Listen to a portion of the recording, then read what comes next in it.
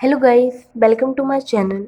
तो मुझे बहुत से कमेंट आ रहे थे कि मैं टॉपिक वाइज सॉल्यूशन के जो टॉपिक वाइज है उसको सॉल्व करवाते जाऊँ, मीन्स ऑनलाइन पढ़ाते जाऊँ, जिससे कि उन लोगों को समझ में आती जाए। तो मैं एक एक टॉपिक को पकड़ करके एक एक टॉपिक को समझाने की कोशिश करूँगी। अगर आपको वीडियो पसंद आए तो आप मेरे चैनल को ज़रूर शेयर एंड सब्सक्राइब जरूर करें। तो फिर मैं पहले स्टार्ट करूँगी हिस्ट्री, इतिहास से।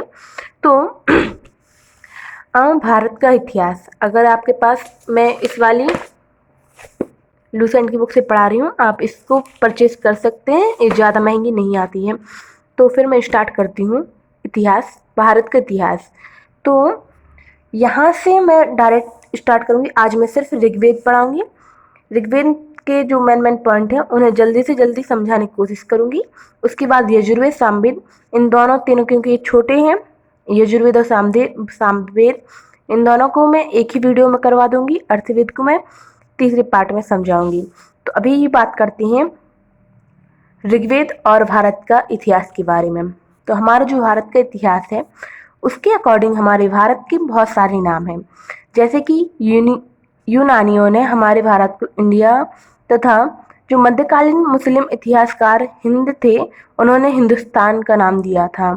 फिर हमारे भारत को तीन पार्टों में डिवाइड कर दिया गया, प्राचीन भारत, मध्यकालीन भारत और आधुनिक भारत। इसी टाइप से अब इन जो तीन पार्टों में डिवाइड किया गया था इसे अलग अलग से डिफाइंड किया गया है। तो सबसे पहले हम बात करेंगे प्राचीन भारत की।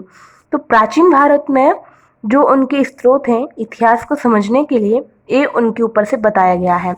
तो हमारे जो प्राचीन भारत का इतिहास के जो स्रोत हैं वो मेन है धर्म ग्रंथ, ऐतिहासिक ग्रंथ, विदेशियों का विवरण, पुरातत्व संबंधी साक्ष्य। धर्म ग्रंथ से मीन्स ये है कि जैसे हमारी रामायण हुई, जैन धर्म के शास्त्र हुए, बौद्ध शास्त्र हुए, ये सब धर्म ग्रंथ हैं।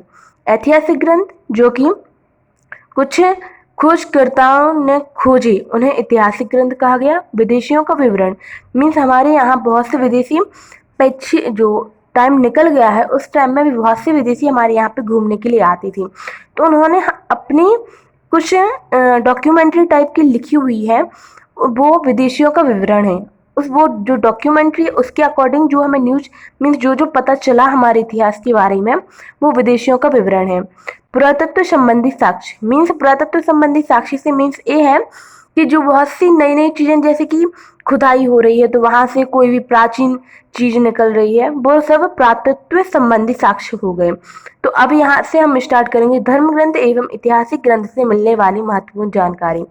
तो भारत का सर्व प्राचीन धर्म ग्रंथ वेद है, मीन्स जो वेद हैं ऋग्वेद, यजुर्वेद, सामवेद, अर्थवेद, ये वेद हमारे बहुत ही प्राचीन हैं। तो जिनके जो वेद हैं उनके संकलन करता थे महर्षि कृष्ण द्वापायन वेद व्यास। वेद वसुदेव कुटुंबकम का उपदेश देता है, मीन्स वासुदेव कुटुंबकम, ये आपने बहुत ज़्यादा सुना भी होगा। वेद है वो इसी का उपदेश हमें देता है। भारतीय परंपरा वेदों को नित्य तथा अपौरुष मानती है। अब ये सब छोड़ते हैं, वेद चार होते हैं, आपको पता ही होगा, ऋग्वेद, यजुर्वेद, सामवेद और अथर्ववेद। इन जो चार वेद हैं इन वेदों को संहिता भी कहा जाता है। तो मीन्स ये समझ लो कि वेदों का पर्यायवाची नाम है संहिता। अब ऋग्वेद है, ऋग्वेद में 10 मंडल, 1028 सूक्त और 10,462 ऋचाएं हैं। इस वेद की जो ऋचाओं के पढ़ने वाले ऋषि होते हैं उन्हें होर्त कहते हैं। तो जो ऋग्वेद है उसे जो पढ़ेगा, जैसे कि कोई मंदिर में पूजा करता है वह पंडित कहलाता है, इसी टाइप से जो ऋग्वेद पढ़ता है वह होर्त कहलाता है। और इसके अंदर 10 मंडल, 1020 सूक्त और 10,462 ऋचाएं। इसलिए आप ऐसे समझ सकते हैं कि जैसे आप किसी क्लास में हो, वहां पे आपको 10 बुक है, 10 बुक में 1028 चैप्टर हैं और उन चैप्टर के अंदर 1062 पार्टों में उसे डिवाइड किया गया है, 10,462 पार्टों में उसे डिवाइड किया गया है। तो इस टाइप से आप उसे समझ सकते हैं। तो ये हो गया ऋग्वेद। अब ये जो वेद है इससे आर्य समाज थी उसके राजनीतिक प्रणाली के इतिहास के बारे में जानकारी मिलती है। जो विश्वामित्र द्वारा रचित ऋग्वेद के तीसरे मंडल में, जो तीसरा मंडल है ऋग्वेद का, 10 मंडल में से तीसरा मंडल, उसके के जो रचयिता है विश्वामित्र, वो उन्होंने सूर्य देवता सावित्री को समर्पित प्रसिद्ध गायत्री मंत्र तीसरे मंडल में दिया गया है व 9वें मंडल में देवता सौम्य का उल्लेख है। अब इसकी जो 8वां मंडल है ऋग्वेद का, उसमें हस्त से लिखित ऋचाओं को खिल कहा गया है। मीन्स जो हाथों से लिखी गई ऋचाएं होती हैं उन्हें उसमें खिल कहा गया है। अब 9वें मंडल में देवता सौम्य का उल्लेख किया गया है। फिर जो 8वां मंडल है उसमें हस्ताक्षरित ऋचाओं को खिल कहा गया है। इसी टाइप से जो 10वां मंडल है, 10वें मंडल में जो 4 वर्ण में डिवाइड किया गया है अपनी समाज को, ब्राह्मण, क्षत्रिय, वैश्य तथा शूद्र। इन्हें ब्रह्मा जी की क्रमशः मुख, भुजाओं तथा जंघा और चरणों से उत्पन्न हुए हैं, ऐसा 10वें मंडल में कहा गया है। फिर ये बस यही है कि ईशा पूर्व और ईस्वी में अंतर क्या है। तो ईशा पूर्व, जैसे कि आज मान लो तुम्हारा बर्थडे है, आज 5 सितंबर है, आज मान लो तुम्हारा बर्थडे, तो तुमसे जो पहले आएंगे वो कहलाएंगे, तुमसे पहले वाले ईशा पूर्व कहलाएंगे, और तुम्हारे जो बाद आने वाले हैं उन्हें ईस्वी। मीन्स ईशा पूर्व, सिंपल सा फंडा ये है कि ईशा पूर्व जो कि ईसाई जो भगवान थे, ईसा मसीह, उनके जो पहले आए उन्हें ईशा पूर्व कहा गया, तो उसे ईशा पूर्व लिखते हैं। आपने बहुत सी जगह देखा होगा इस टाइप से लिखा हुआ। तो ईशा पूर्व जो कि ईसा मसीह जो भगवान जी थे उनके पहले जो आए वो कहलाते हैं, और वो जो डेट है उसे ईशा पूर्व के रूप में लिखा गया है।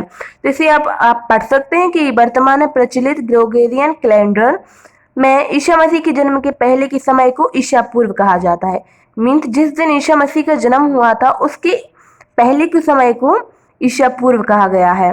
जैसे महात्मा बुद्ध का जन्म 563 ईशा पूर्व में एवं मृत्यु 483 ईशा पूर्व में हुई। अब आप इसे समझ सकते हैं। तो अब यहीं पे यहाँ की बात आते हैं इस वाले पॉइंट पे। तो वामनतर के 3 पगों के आख्यान का प्राचीनतम स्रोत ऋग्वेद है, और ऋग्वेद में इंद्र के लिए 250 तथा अग्नि के लिए 200 ऋचाओं की रचनाएं की गई हैं। तो ऋग्वेद में जो 10,462 ऋचाएं हैं उनमें से इंद्र के लिए 250 तथा अग्नि के लिए 200 ऋचाएं लिखी गई हैं। और प्राचीन इतिहास के साधन के रूप में वैदिक साहित्य में ऋग्वेद के बाद शतपथ ब्राह्मण का स्थान है। तो इस टाइप से ऋग्वेद हमारा पूरा होता है। मीन्स जितना लूसेंट में दिया गया है वो।